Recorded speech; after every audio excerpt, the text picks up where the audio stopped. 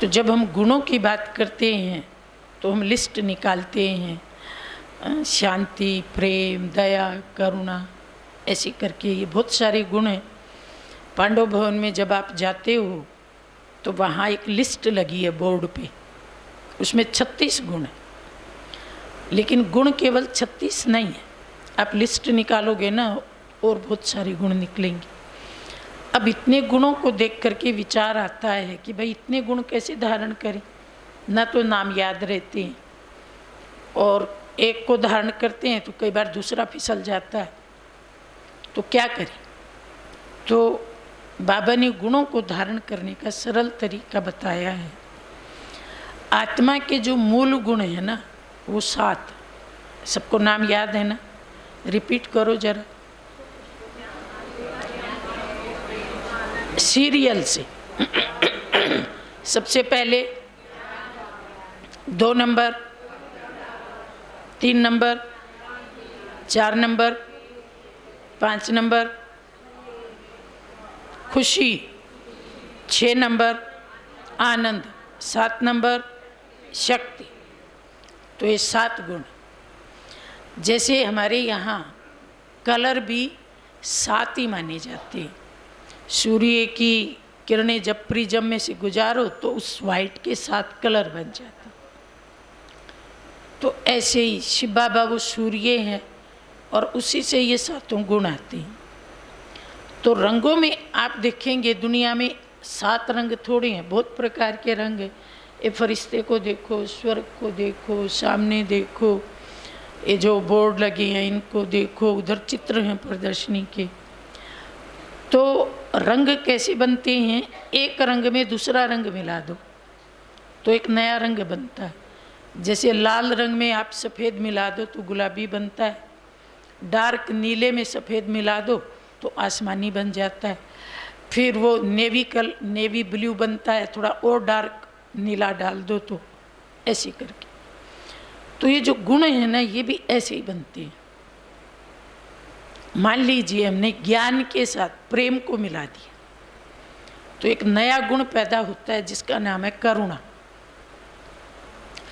अगर आप बिना ज्ञान के किसी व्यक्ति पे दया करते हो तो आप उसके भाव में बह जाते हो, लेकिन आप ज्ञान और प्रेम दोनों हृदय में है तब उस व्यक्ति के प्रति करुणा पैदा होती है। आप उसके भाव में बहोगे नहीं पर आप उसको इग्नोर भी नहीं करोगे। प्रेम तो है लेकिन प्रेम के साथ आपका विवेक जागृत है, कैसे प्रेम देना है, कितना देना है, किस विधि से देना है। इसी तरह से एक का ज्ञान, दूसरा है शक्ति, दोनों मिलते हैं तो अनुशासन पैदा होता है। व्यक्ति अकेला ज्ञानी हो तो घमंडी हो जाता है, अकेला शक्ति स्वरूप हो तो उसको क्या बोलते हैं, तानाशाह बन जाता है। लेकिन जब ज्ञान के साथ शक्ति मिलती है तो संतुलन आता है, फिर आप अनुशासित बनते हो, मर्यादित बनते हो, संयमित बनते हो, अपने आप पे नियंत्रण कर सकते हो। तो एक के साथ जब हम दूसरा गुण मिलाते हैं तो तीसरा, चौथा, पांचवा सब गुण, आप इस पे चिंतन करना कि कैसे एक नया गुण पैदा हो जाता है। तो अगर हम इन 7 मूल गुणों की बार बार प्रैक्टिस कर लें, कुछ भी हो जाए, मुझे मेरा गुण नहीं छोड़ना। मेरा बैग नीचे रखा है, मैंने उसमें एक मैंगो डाला था, ऐसे वैसे ही मैंगो पड़ा हो तो एक मैंगो ला दो। वो बैग नीचे छूट गया, वैसे तो मुझे क्लास कराने के लिए मैंगो चाहिए था, तो मैं अगली बात सुनाती हूँ जब तक मैंगो आए। तो कुछ भी हो जाए, जो हमारे मूल 7 गुण है ना हमको छोड़ने नहीं। छूट जाते हैं ना, क्या करूं जी, परिस्थिति आ गई, बात ही ऐसी थी, लोग ही ऐसे थे, वातावरण ऐसा था। भाई वही तो परीक्षा की घड़ी थी और आपने उसी में अपनी चीज़ छोड़ दी। कोई अपनी चीज़ छोड़ता है क्या? आपके पास 1 लाख रुपया है, चोर आ जाए, छीना झपटी करे, आप अपनी जेब छोड़ते हो क्या? है ना, कितना कस के पकड़ते हो। क्योंकि आपको पता है 1 लाख रुपए की कीमत है, तो अपनी शांति क्यों छोड़ते हो? शांति की कितनी कीमत है? लोगों ने अपना राज्य छोड़ दिया शांति के लिए। महात्मा बुद्ध ने राज्य छोड़ा, तो महात्मा बुद्ध के राज्य की कीमत 1 लाख रुपए थोड़ी थी, आज के हिसाब से तो खरबों की कीमत थी उसकी, पर उसने किसके लिए छोड़ दिया? शांति के लिए। तो शांति की कीमत बहुत भारी है।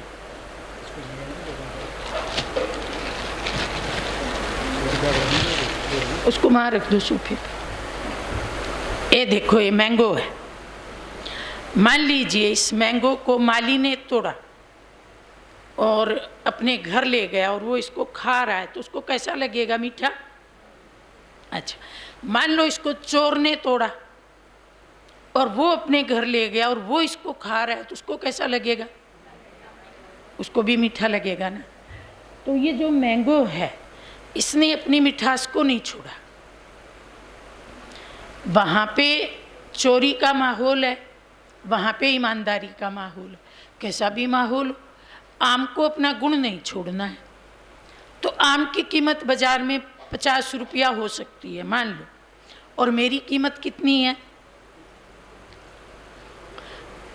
अगर मैं आम जैसा गुण भी नहीं रखता तो आज बाबा ने बोला कोड़ी जैसी कीमत भी नहीं है। आम की कीमत 50 रुपया, क्योंकि अपने गुण को नहीं छोड़ा और आदमी ने अपने गुण को छोड़ दिया। उसने क्रोध किया, झट क्रोध कर लिया, तो कीमत कितनी होगी उसकी? कोड़ी जितनी भी नहीं होगी। और मैंने भी अपने गुण को नहीं छोड़ा। सामने वाले ने गाली दी, मैं मुस्कुराता रहा। सामने वाले ने अपमान किया, मुझे बहुत मज़ा आया, क्योंकि मुफ्त में पापनाश हो रही हैं, योग कम लगाना पड़ेगा, तो इसलिए एक आध कोई मिल ही जाना चाहिए ऐसा आदमी, ताकि थोड़ा कम योग लगाए और पापनाश हो जाए। तो हम मुस्कुराते रहे, तो मेरी कीमत हीरे तुल्य हो गई। तो इसलिए बाबा ने कहा दुनिया के लोग कोड़ी से भी कम कीमत के हैं। जैसा वातावरण वैसे ही बन जाते हैं। शराबियों के साथ बैठ के शराब पी लेते हैं, झूठों के साथ बैठ के झूठ बोल देते हैं, है ना। कीचड़ में सने लोगों के साथ कीचड़ में उतर जाते, उन्हें कुछ एहसास नहीं हम कौन हैं, किसके बच्चे हैं। तो पशु से भी गए गुजरे, पशु भी फिर भी थोड़ा संकोच करता है, लेकिन उनको कोई संकोच नहीं है किसी कर्म में। तो मैं कौन हूँ? मैं हीरा हूँ, मुझे अपने गुण को नहीं छोड़ना। अब हीरे को भी, अब यहाँ हीरा नहीं है, नहीं तो हीरे का गुण ये है कि उसको अब कितनी भी धूप में रख दो वो गर्म नहीं होगा। कांच का टुकड़ा झट गर्म हो जाए। तो वो हीरा क्यों है? क्योंकि अपने गुण को नहीं छोड़ता। शीतल, जो अपने गुण को ना छोड़े वो हीरा, और जो गुण को छोड़ दे वो कोड़ी मिसल, कोड़ी से भी कम कीमत। अच्छा, अब हम दूसरी बात पे आते हैं। कला, सर्वगुण संपन्न 16 कला। दुनिया में तो कलाएं ऐसी मानी जाती हैं कि उसको गाने की कला है, बोलने की कला है, लिखने की कला है, पेंटिंग की कला है, तैराकी की कला है, दौड़ने की कला है ना। और इन कलाओं से लोगों की कमाई भी होती है। और वो जो कलाबाज कला दिखाते हैं वो लोगों को आकर्षित भी करते हैं। तार पे चलते हुए आदमी को देखा है? छोटे बच्चे को चलाते हैं, वो तार पे खड़े हो जाते हैं लोग, पैसे फेंकते हैं, सेल्फी लेते हैं। लेकिन उस कला में ठीक है, जितनी देर वो व्यक्ति कला दिखा रहा है केवल तब तक आकर्षण है। जैसे ही कला खेल पूरा हुआ फिर उस आदमी का कोई मुंह ही नहीं देखना चाहता। क्यों?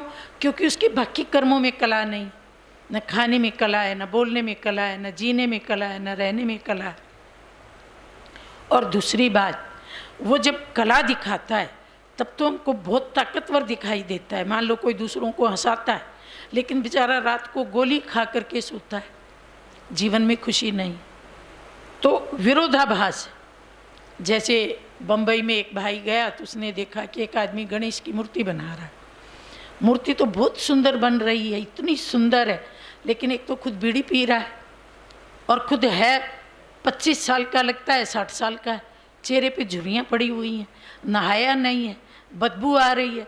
मूर्ति बहुत अच्छी बना रहा है, लेकिन खुद की मूर्ति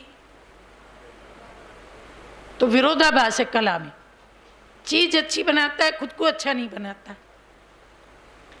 कोई बहन खाना बहुत अच्छा बनाती है, पर बेचारी इतनी गरीब है, पेट भर के नहीं खा पाती। 4 घरों में खाना बनाती, अच्छा बनाती, पेट में नहीं जाता है। कोई व्यक्ति कपड़े बहुत अच्छी सिलाई करता है, लेकिन खुद के कपड़े या खुद के घर के कपड़े अच्छे नहीं।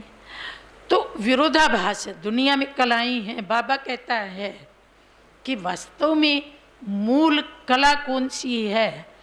1 सेकंड में मन को जहाँ चाहो वहाँ लगा सको, बुद्धि को जहाँ स्थिर करना चाहो वहाँ स्थिर कर सको, संस्कारों को स्टॉप करना चाहो स्टॉप हो जाए।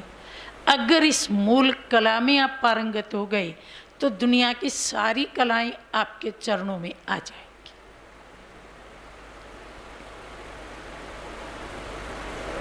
ब्रह्मा बाबा का जीवन कितना कलात्मक था। हर व्यक्ति चाहता था बाबा को खाते देखो, बाबा को सोते देखो, बाबा को चलते देखो, बाबा को बोलते देखो, क्योंकि कर्म ही कलात्मक थे। अभी बोला ना, बोलो तो ऐसे बोलो कि पवित्रता की खुशबू आए। तो हर एक शब्द ऐसा है मोती जैसा, तो सोचते हैं अरे सुनते ही रहे। बाबा का हर एक शब्द ऐसा था। फिर बाबा की दृष्टि ऐसी थी, जिस पे पड़ती वो शरीरी हो जाता था। सब सोचते थे हम पे दृष्टि पड़े।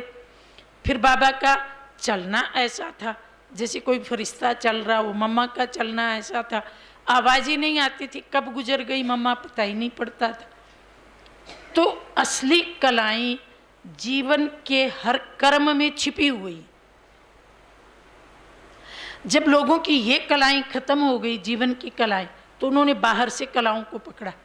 और आजकल नई नई कलाएं निकलती हैं। वेस्ट को बेस्ट बनाओ, है ना, टूटी हुई चीज़ को साबुत बना दो, बिखरी हुई चीज़ को समेट दो, है ना, ऐसे करके नए नए प्रकार के आजकल कलाएं निकल रही।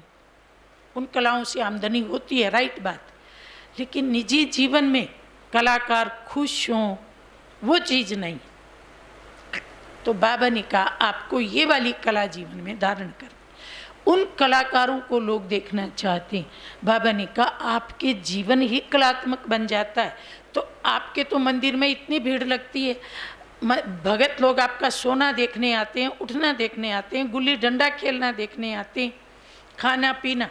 मंदिरों में दर्शन होते हैं ना, 12 दर्शन, 8 दर्शन, 4 दर्शन, उसमें सब दिखाते हैं। वो किसकी कलाएं? वो हम सबकी कलाएं।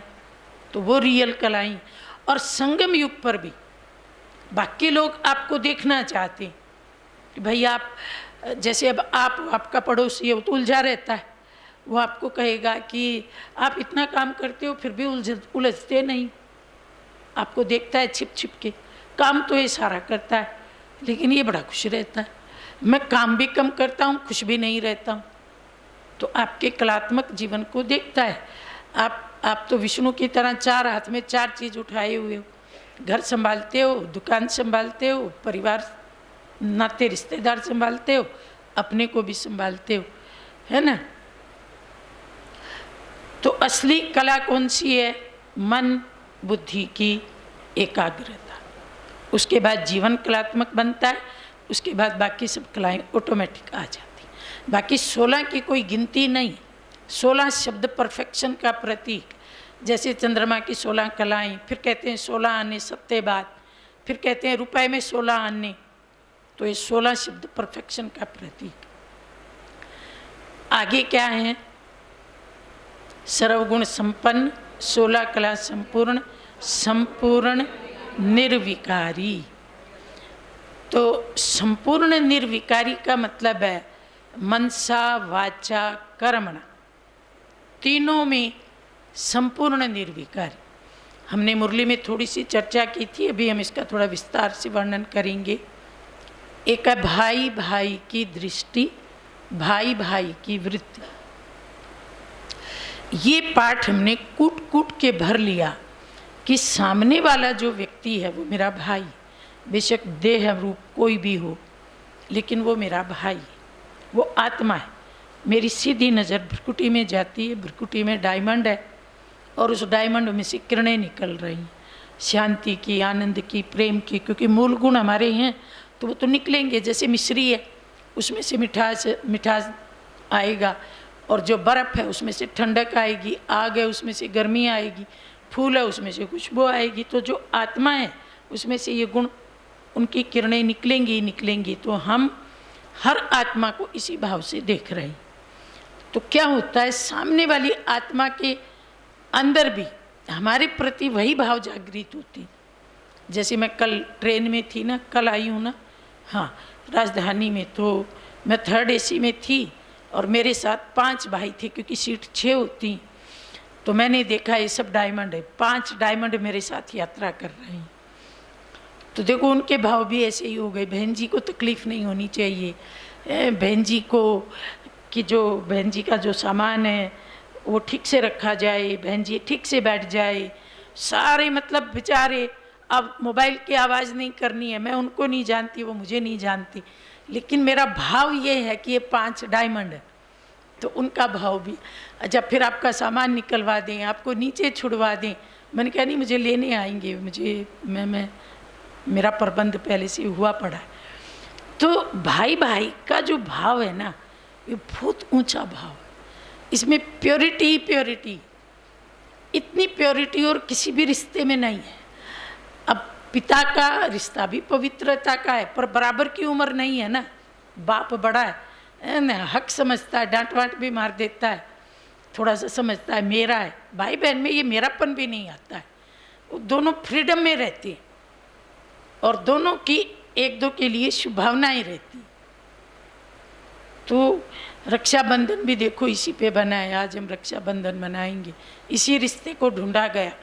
भाई बहन आपस में रक्षाबंधन मनाते हैं और ये रिश्ता इंटरनेशनल है। अच्छा, आप किसी को चाचा कह दो, क्या पता नाराज़ हो जाए, मैं तेरे को चाचा नज़र आता हूँ, है ना। बाबा कह दो, नाराज़ हो जाए।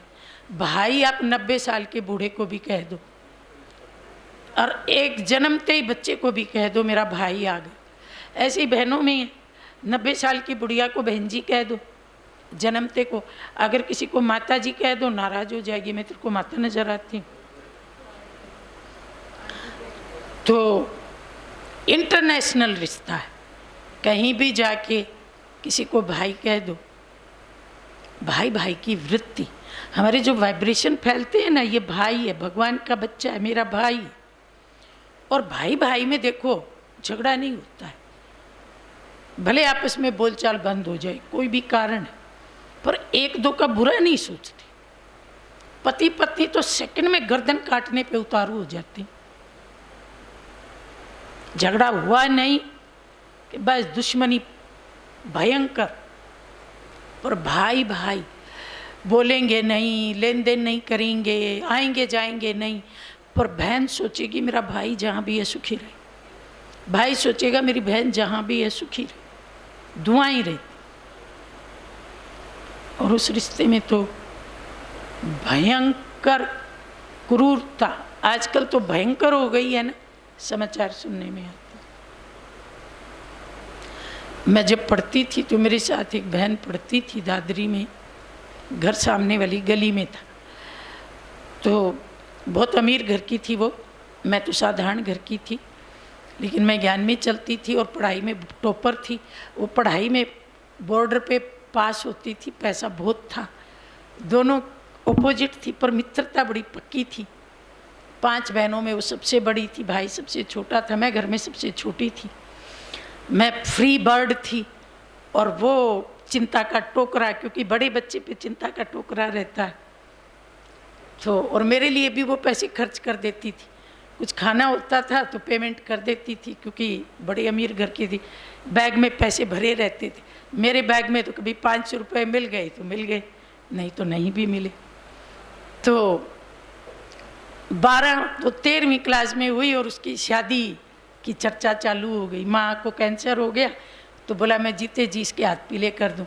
लड़का उसी गली में रहता था, सगाई तो हो गई थी शायद 10वीं क्लास में ही, और मॉडर्न लोग थे तो लड़का रोज़ उनके घर में आता था और उसको घर जमाई बनाने की योजना थी।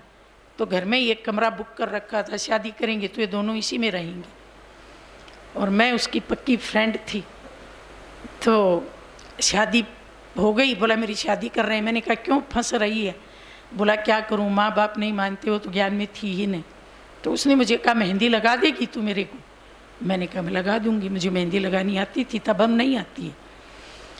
तो मैंने उसको मेहंदी लगाई, रात को उसके फेरे हुए और सुबह उठ के आई दौड़ी दौड़ी, कहती है मैं तो तलाक लूँगी। तो तलाक हो भी गया, बस एक रात की बेचारी शादीशुदा हुई। फिर लड़के ने दूसरी शादी कर ली, वो तो गया। तो बाद में मुझे कहती है मुझे समझ में आया मेरा तलाक क्यों हुआ, क्योंकि मेहंदी तूने लगाई थी।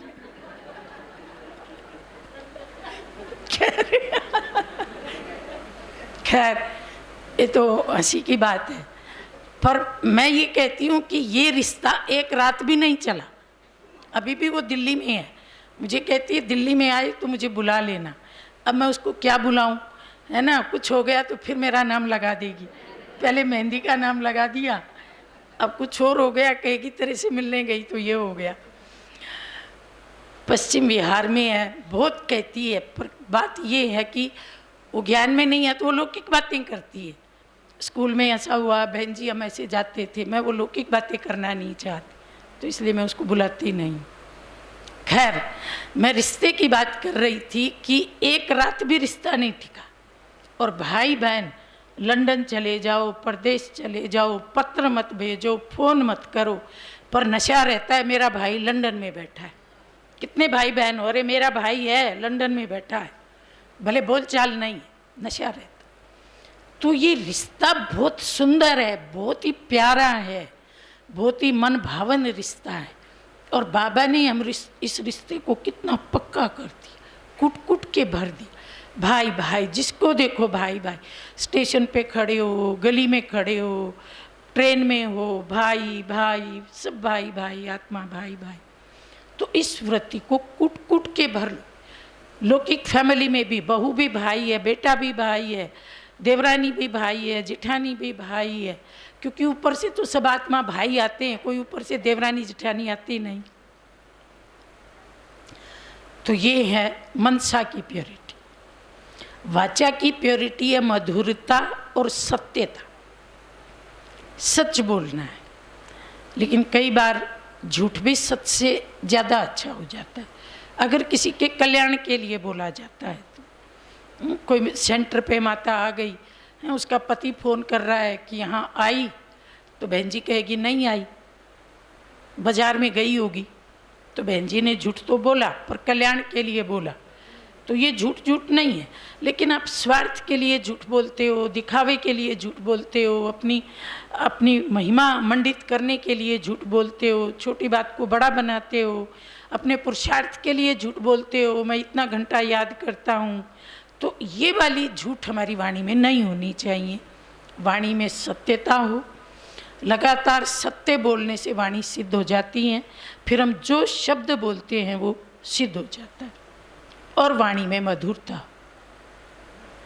मीठा बोले, बेशक सामने वाले को समझाना हो तो भी मीठा बोले। एक बार कोई भाई कह रहा था कि गुजरात के एक भाई के साथ धंधे में कुछ ऊपर नीचे हो गया, तो मैंने उसको बोला कि आपको ना मुझे इतने पैसे देने हैं।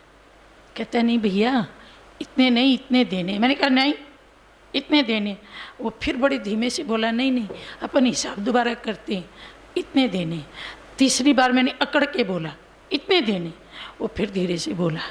तो मैं बड़ा प्रभावित हुआ, मैं 3 बार अकड़ के बोला और ये तीनों बार इतना मीठा बोला। बोला ये गुजराती है ना, क्योंकि गुजरात के लोग बहुत मीठा बोलते हैं, आप कभी आजमा के देखना। और थोड़ा सा क्या कहूँ, उफन के बोलने वाले कौन फेमस हैं? हरियाणा वाले।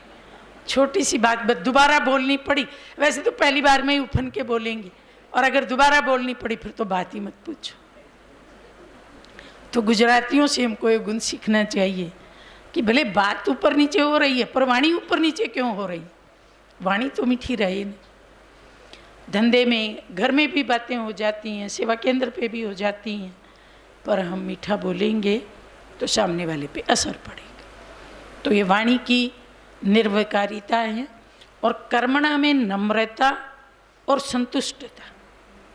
जैसे मैंने बहुत काम किया, खाना बनाया, ये किया, वो किया, और फिर कोई खाने वाला लेट आया, अब मुझे गुस्सा आ गया, तो मैंने कर्म तो किया पर मैंने नम्रता छोड़ दी।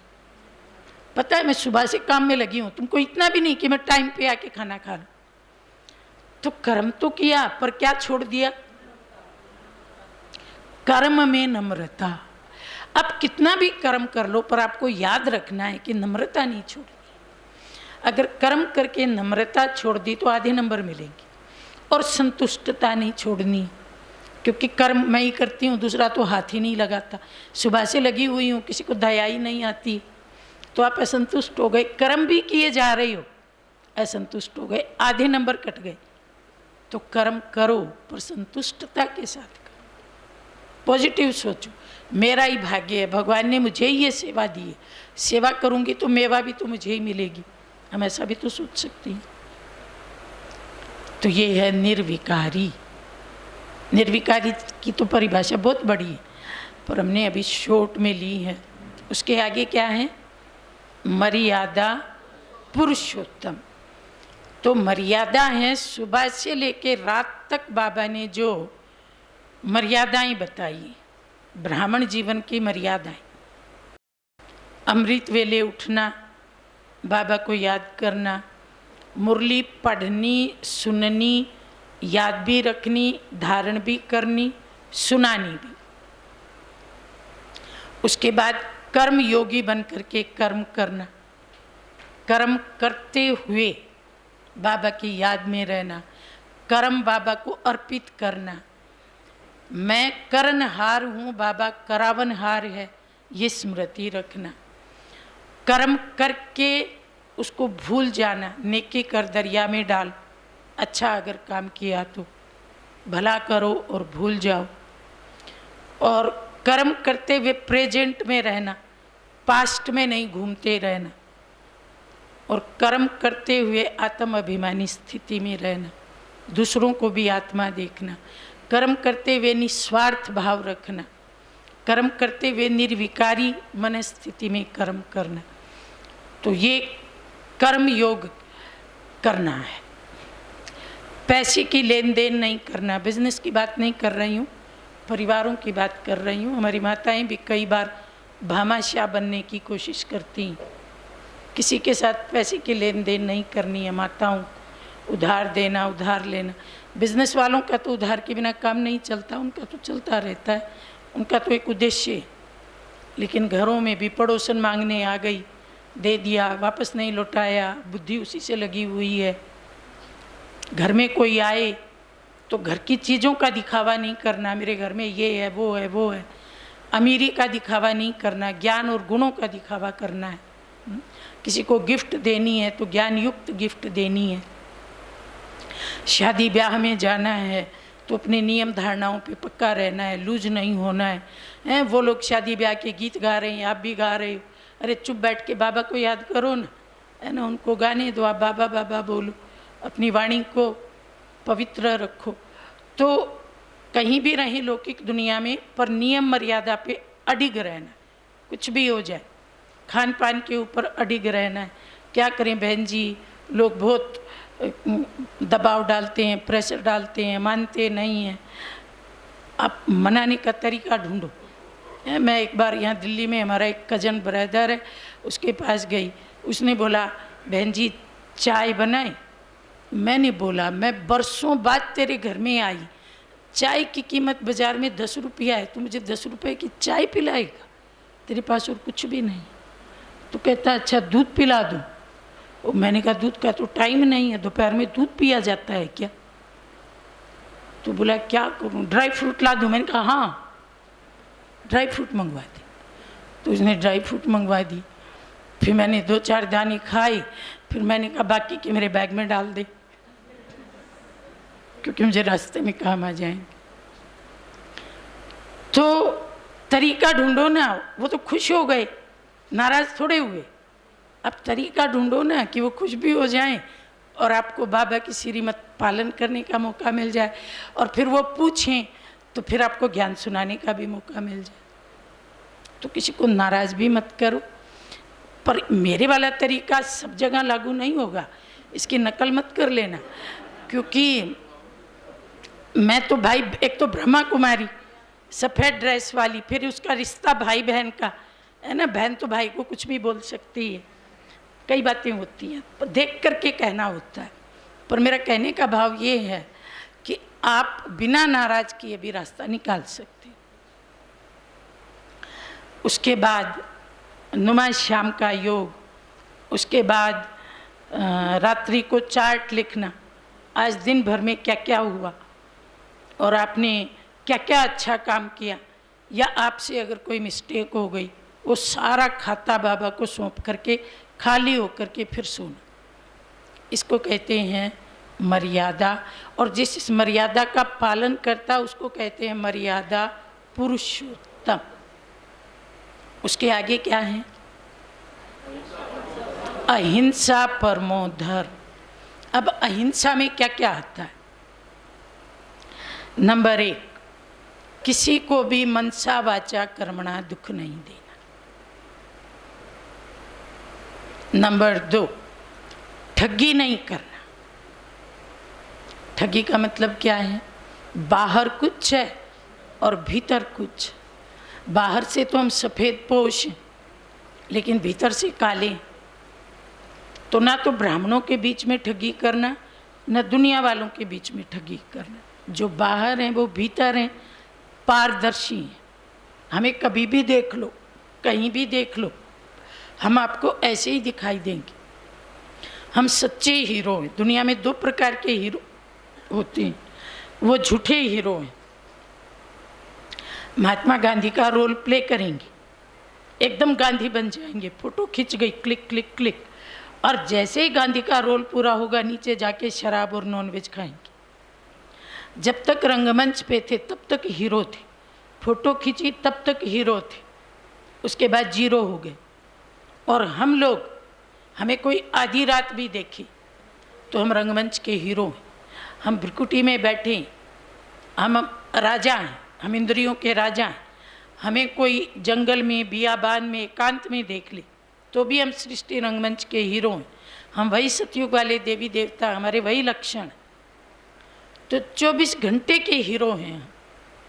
24 घंटे मर्यादाओं का पालन करती। ठगी चोरी झूठ नहीं, जो कहते हैं वो करके दिखाते। तो ठगी नहीं करनी। ठगी की तो वो भी हिंसा है। जैसे महात्मा बुद्ध का एक शिष्य था,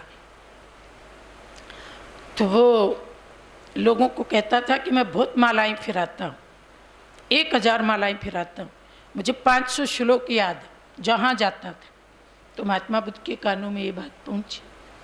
उनको लगा कि मेरे इस शिष्य का तो कल्याण हो जाएगा, क्योंकि तो पूरा ही दिखावा कर रहा। तो एक दिन उसने उस शिष्य को अपने साथ लिया और यात्रा पे चल पड़ा महात्मा बुद्ध। तो रास्ते में सड़क पे बहुत सारी गवें आ रही थी। आपको पता है उस ज़माने में गौ धन बहुत बड़ा धन होता था। गोधन, गज धन, बाजी धन, ये धन होते थे। हाँ, तो ऐसे गवें सड़क पे बहुत आ रही थी। तो महात्मा बुद्ध ने पूछा कि जरा गिनती तो करो ये कितनी गवें। तो उसने गिनती फटाफट कर दी, होशियार था। बोला 419। तो महात्मा बुद्ध ने कहा क्या गिनती करने मात्र से गवें हमारी हो गई? बोला नहीं बनते। तो बोला गऊओं को अपना बनाने के लिए क्या करना पड़ेगा? बोला बड़ी ज़मीन खरीदनी पड़े, बड़ा सा छप्पर डालना पड़े, पानी का प्रबंध करना पड़े, खूंटे गाड़ने पड़े, कई नौकर रखने पड़े, और फिर दवा पानी भी रखनी पड़े, कोई बीमार हो जाए, फिर एक दूध वाला, ऐसे करके। तो महात्मा बुद्ध ने कहा केवल श्लोकों की गिनती करने से और मालाओं की गिनती करने से मालाएं थोड़ी हो जाती।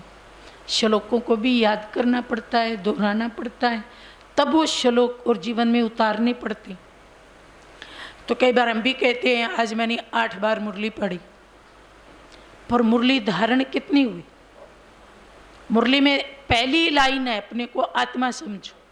मैंने कितनी बार अपने को आत्मा समझा, कितनी बार मैं देह के भान में था। तो ठगी नहीं करनी, करनी कथनी एक। अगर मेरी करनी अलग है, कथनी अलग है, तो ये ऐसे ही है जैसे मैंने गन्ने का खेत बोया नहीं है और लोगों को निमंत्रण दे दिया मेरे खेत में गन्ने खाने आ जाना, सारे लोग पहुंच गए। गन्ना क्या, अभी तो वहाँ जुताई भी नहीं हुई। तो जब गन्ने बड़े हो जाते तब निमंत्रण देना था ना, पहले क्यों दे दिए? तो पहले करना है, फिर कहना है।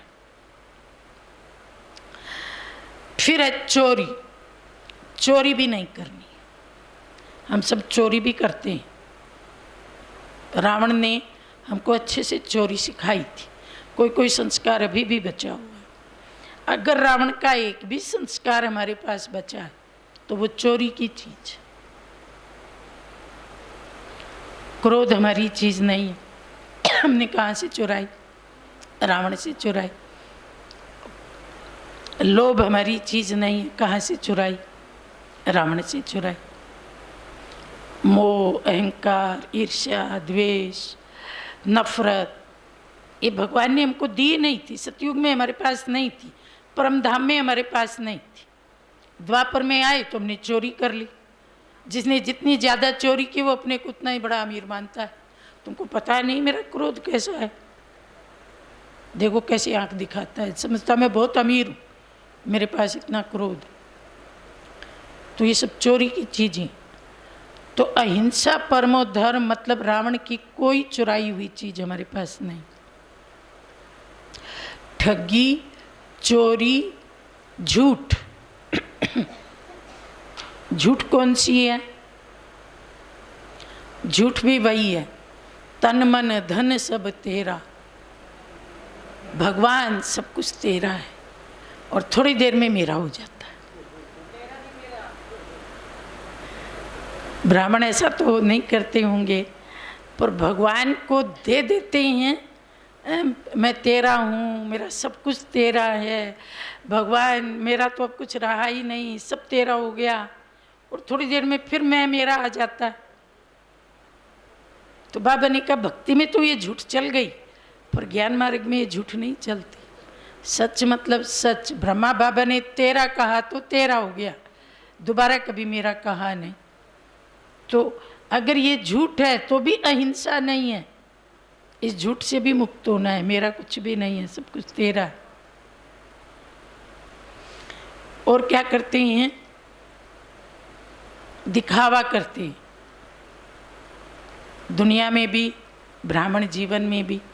जो हम हैं नहीं, मैं बहुत महारथी हूँ, मैं बहुत बड़ा हूँ, यज्ञ में मेरी बहुत बड़ी पोस्ट है, मेरा बहुत मान है, लोग मुझे बहुत बुलाते हैं, मुझे बहुत आगे रखते हैं।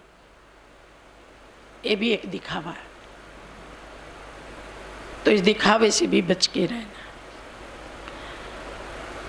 मर्यादा पुरुषोत्तम, अहिंसा परमो देवी देवता धर्म। तो ये देवी देवताओं के लक्ष्य हैं और ये हम सबको धारण करनी। इनको धारण नहीं करेंगे तो 16 कला संपन्न नहीं माने जाएंगे। और फिर पहले जन्म में कैसे आएंगे? पहले जन्म में आना है ना। आज तो सबने बोला पहले जन्म में आएंगे, तो पहले जन्म में आने के लिए ये सब की सब धारणाएं रोज चेक करनी कि ये मेरे में हैं। छूट तो नहीं गई, एक को पकड़ा दूसरी छूट गई, दूसरी को पकड़ा तीसरी छूट गई, एक और रह गई हत्या। अहिंसा मतलब किसी की हत्या नहीं करना। तो हत्या किसकी करते हैं? अपने विवेक की हत्या करते हैं। मन कहता है ये श्रीमत के विरुद्ध है, ये नहीं करना है। अरे तुम सोए पड़े हो, बाबा ने कहा उठ जाओ, मन कह रहा है, विवेक कह रहा है, लेकिन फिर सोए पड़े। विवेक कहता है उठ के तैयार होके प्रोग्राम में जाओ, फिर आलस में बैठ गई। विवेक कहता है इसने कुछ बोला तो तुम चिंतन मत करो, फुल स्टॉप लगा दो, लेकिन फिर उसमें चिंतन चल रहा है। तो अपने विवेक की हत्या करना, अपने विवेक का गला घोटना, श्रीमत वाली जो बात है उसको दबा देना और मन मत वाली बात को ऊपर रखना, इसको भी कहते हैं हिंसा है। तो ये हिंसा भी नहीं कर। ओम शांति।